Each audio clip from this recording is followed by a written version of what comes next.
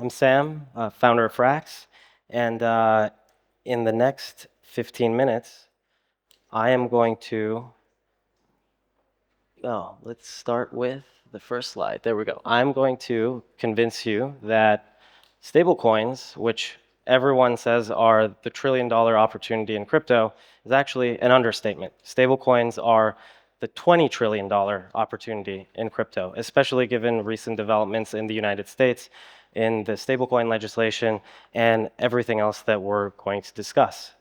And first, we'll start off with this. There's actually the M1 money supply graph from the Federal Reserve itself. And for people that aren't familiar, the M1 definition is literal digital cash that is available to spend in the United States banking system. And there's a reason that the Federal Reserve divides M1, M2, M3 money supply, because there's a lot of instruments that look like dollars, and as a lot of people in crypto know, aren't actually dollars in all different times.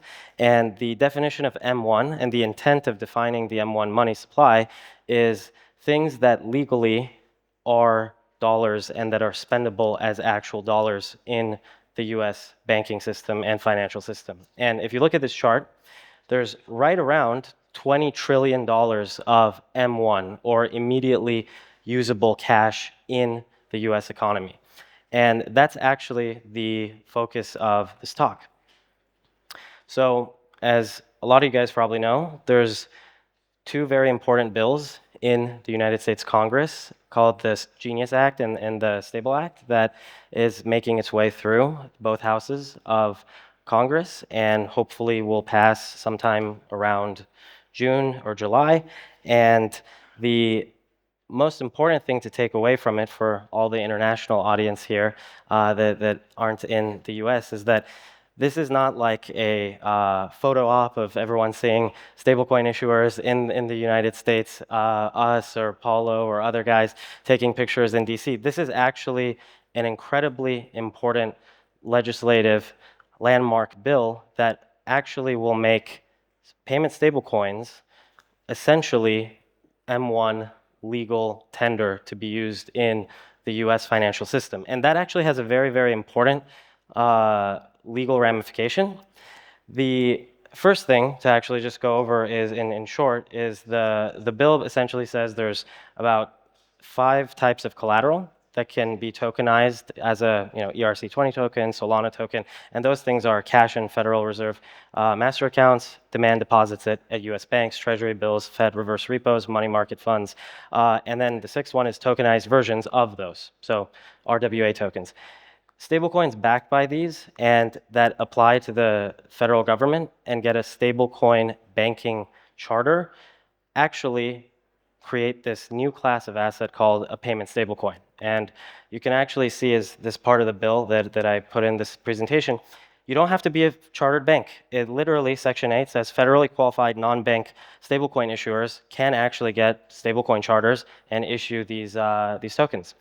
And that's actually really, really important because there is going to be a totally new class of entities issuing essentially M1 usable, spendable digital cash. And that actually is very important because one thing people mistake this bill for is that there's a lot of dollar regulatory, stablecoin regulatory guidance. There's VARA here in Dubai. I actually had to include on the previous slide at the bottom this disclaimer that FRACS and our Fraxal chain's not licensed or regulated by the Virtual Asset Regulatory Authority. And then there's also MiCA in the European Union. But the important thing that people are not understanding as much about this stablecoin bill in the United States is that the bill is from the actual country that issues the dollar. And so if your stablecoin is considered a dollar inside the United States, it's considered a dollar anywhere else that actually accepts dollars, right? For example, euro dollars are not dollars in the United States. That's why they're called euro dollars. Otherwise, they'd be called dollars, right?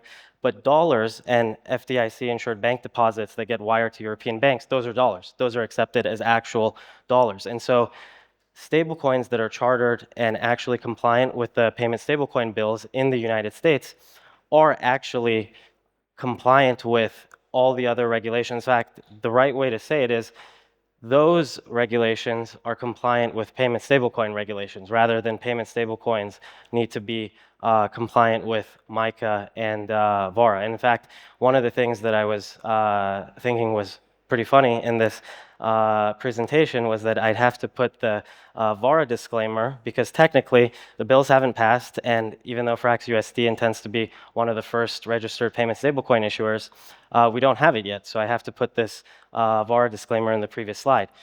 Obviously don't have to do that after all is said and done because it is more of a digital dollar rather than a stablecoin for a particular region, which is why this is such a big deal, which is why there's all of these people from stablecoin companies going to DC and taking these important meetings. They're more than just for photo ops or for the pump, so to speak.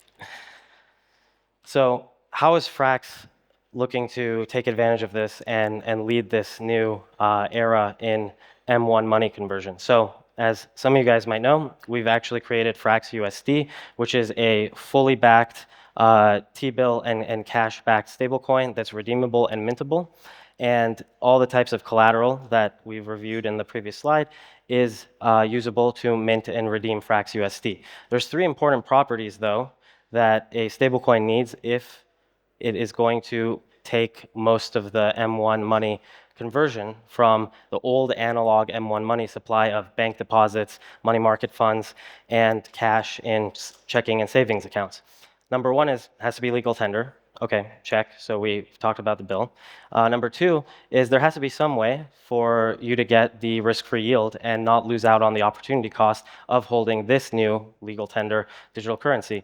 And number three is should be universal, permissionless, global, and have cheap settlement. So these are the full money stack as we like to think about it at Frax. And the Frax stack is actually each of those things individually. So the first thing is obviously FRACSUSD. And the second thing we call FRAXNet. We're actually announcing this today here, where we're going to soon announce a full stablecoin banking system called FRAXNet, where anyone can come, they can sign up, they can connect their Web2 accounts that have money market fund, bank wires settled through Stripe and Bridge, which is one of our partners, as well as other partners coming that allow you to mint and redeem FRACSUSD directly into your FRAXNet account. And then you can also connect your Web3 wallet and transfer these FRACSUSD stablecoins into any of your Web3 wallet addresses in any of the 15 chains that we already issue FRACSUSD.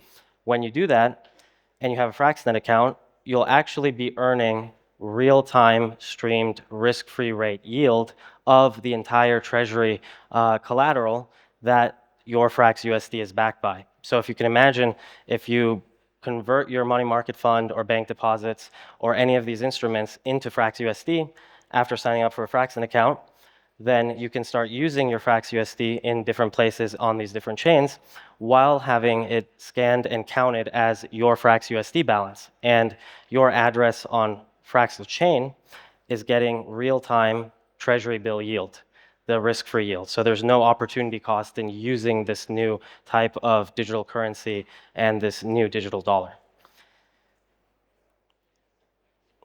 And the last part of the full money stack is the FRAChain. So people that have built on Frax, used FRAChain, already know that this chain is a DeFi-heavy, full-stack EVM chain, and we recently upgraded the entire chain to an L1 with Frax tokens, which we used to call FXS as the L1 and gas staking token, but now we've actually increased the block times, the speed, and the performance so that it's a full-stack solution for distributing real-time yield. And in order to do that, we have to actually make sure that the block space and the throughput and the block times are the highest in the industry, and that's what we're targeting in future hard forks. And some of the things that I actually wanted to show here is the current data for who holds USDT and who holds USDC is about 125 million unique addresses. Now imagine for a second if even 10% of those addresses were FRAXUSD holding addresses that had a FRAXNet account. then you'd have millions and millions of addresses that need real-time yield of the underlying T-bill and money market fund yield streamed to them every block. That's what you need a real high-performance chain for, and a dedicated chain for. So you can kind of think of Fractal as a fully programmable but specialized chain for converting the old M1 money supply into a new stack financial solution. And this also allows us, for a long-term vision, to be able to capture the settlement and flow value of FRAXUSD being used as legal payments and legal tender, right? Because all these payments and these savings occur on Fraxel chain. So even though people are using their money on a wide scale amount of chains, the FRAXUSD is used on in DeFi and in other integrations. If people are earning on Fraxtal, the most likely place that the real world will integrate in terms of chains is the one where everyone has their account on, right? It's not just enough that a blockchain is super fast and super cheap. If no one has their money on it, or very, very few people have their money on it that they want to spend, it's unlikely to be integrated in payment solutions, fintechs, and Web2 services, right? And so the long-term game is, as more and more people earn on Fraxtal, as more and more people use FraxUSD, then the chance of Fraxtal being one of the most universally integrated chains at point of sales and all these other products, as well as e-commerce online websites and platforms, increases because it is where everyone is earning their digital dollars. And when you think of what all of that stuff means, it's kind of sounds like the old original Facebook Libra vision. If people remember in 2019, Mark Zuckerberg, David Marcus, Christian Catalini, the big guys at Facebook, announced Libra, as I'm sure most of you guys know, which is basically a layer 1 blockchain with a stablecoin and big institutional partners. And if you think about it, FRAXUSD is a stablecoin, Fraxel chain is a high-performance chain, and we have institutional partners and integrations that provide us critical services and also are aligned in increasing FRAXUSD adoption. So one of the main things that I like to say in one sentence is Frax is bringing the original Libra vision back to life with Frax and the full money stack. And that's pretty important because I think that the Libra vision was the $20 trillion vision, but just too early, right? If everyone remembers when Facebook announced Libra, Mark Zuckerberg got dragged into the Senate, shellacked and grilled, and then they tossed it aside, right? The idea, and then they sold the assets to, I believe it was Silvergate Bank. If they announced it last week, I don't think that would happen, right? I don't think that the Senate would drag Mark Zuckerberg and say, how come you're building something exactly that this bill that we're saying is legal is allowing you to build? Right? Because that's exactly what the new payment stablecoin bills are actually allowing people to do. And Frax hopes to be the very first one to execute on this full style, full stack, new M1 money vision. And I'll end on this slide, which is the three, in my opinion, go-to-market strategies for the $20 trillion M1 digital dollar vision, which is Tether, obviously, which is the original GTM of bringing digital dollars to developing economies and underbanked sectors. And then obviously you have Circle, which bridges the rails between Web 2 and on-chain DeFi and on-chain crypto, which is why USDC is everywhere on-chain if you're a DeFi user and a blockchain degen.